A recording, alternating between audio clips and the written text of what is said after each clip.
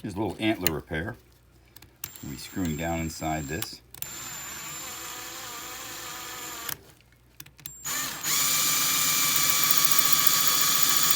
So we can get a post in.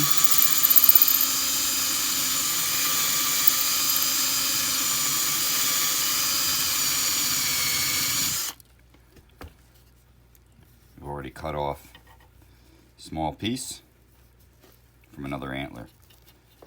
We hollowed out the bottom and drilled it.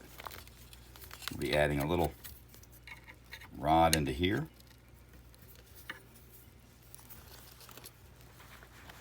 And placing this rod in the center of this.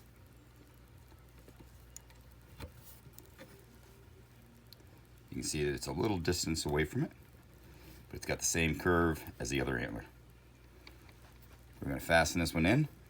That rod will keep it in place, and then we'll be adding epoxy all through here, rubbing it out, and then coloring it like the horn.